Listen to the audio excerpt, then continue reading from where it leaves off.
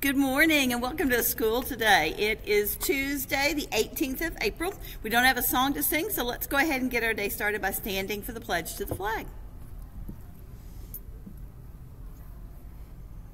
I pledge allegiance to the flag of the United States of America and to the republic for which it stands, one nation, under God, indivisible, with liberty and justice for all.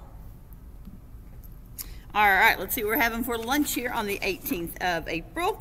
We're having cheesy baked rotini with cheese-filled breadsticks, broccoli, mango wango juice, and diced peaches. All right, let's see if we got any 17th or 18th birthdays. Today is Ashton Burton's birthday. Ashton, come see me at lunch. And it is Gio Esparza Martinez's birthday, so come see me at lunch. Get you a birthday balloon. Remember that our manner of the week this week is if you're calling someone, always identify yourself first, okay? So even when I call Miss Hall or something, I'll say, hey, it's Andy. Always identify who it is in case they don't know your number or in case they just can't tell by your voice who it is, okay? And then remember, our mission here at Red Oak Elementary is to have academic excellence, a nurturing environment, and we want to be future ready, figuring out what our passion and our purpose is, okay? All right, now I check this. This is the weirdest thing, you guys. Oh, there we go. It's like I check every afternoon that I have all my parts in here, and then they're missing, but here this one is. So our attendance yesterday was 95.3. So close, so close. First grade had our best attendance yesterday. They'll be dismissed first, and we had 1, 2, 3, 4, 5, 6, 7. Thought we had 10 there. People with perfect attendance. That was Miss Anderson's class, Miss Arena's class, Mr. Fan and Miss Baker's class, Miss McDermott, Miss Miller, Miss Shipley, and Miss Watkins' class all have perfect attendance. Great job, you guys. Okay, today we've got an idiom, and it is break a leg. Of course, it doesn't mean break your leg. It means wishing somebody good luck. They say this a lot of times if you're going to be in a program or a play or something. Before I go on stage to perform, my friends and family always tell me to break a leg. So I know there's some theater superstition stuff, but anytime you want to wish somebody luck, you say break a leg. So that's a fun one to do too. Totally forgot about jokes yesterday, you guys. I'm so sorry about that. Excuse me. All right, got several Red Oak Raiders first. Mia B. was a fantastic example in music. Sarah McIntyre did great math engagement and participation. Declan B. in Miss McDermott's room was an awesome example in music, and so was Caitlin in Miss Houston's room and Jackson in Miss Houston's room. He also played the xylophone amazingly. McKenna in Miss Quinn's class showed a great example of behavior, and Colton in Miss Quinn's class did a great job again. He's on a roll there. Evelina M. in Miss Lee's class worked hard on arrays. Charlie Mahan in Mr. Smitty's class used appropriate responses. Catherine Ferguson set a good example. Owen Wetzel set a good example and tried his best. Wyatt Johnston worked really hard on those arrays too. That's the beginning stuff of multiplications. That's good stuff, guys. Rhodes Clark worked hard on finding the main idea. Evelina S. set a good example and tried her best. Alyssa Bird set a good example and tried her best. Colton Dunlap set a good example, and so did Abigail Davis and Alicia Faulkner and Christian Stamper and Kenna Gaylor. Those are all folks from Miss Quinn's class who set a great example. Emerson Thomas showed our visitors how hard he works. I think I saw some of those while Miss Johns was doing that. Reagan Adams read amazingly with Mrs. Hall, and so did Zoe Burke. Lexi Truman also showed the visitors how hard she works. Ella Becknell did a quiet signal as a role model. Lachlan Darnell showed the visitors how hard he worked. We were in that room lots of people were in there for a long time. Talon, in Miss Rupert's room was a nice helper and paid attention.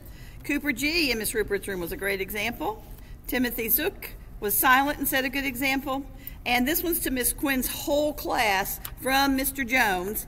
During math time, the class completed math activities with 0 problems and with pride. I thought that was a super, we don't get many from substitute, so Miss Quinn's class, pat yourselves on the back, and Miss Quinn, give them a couple of Red Oak chart my names for that too.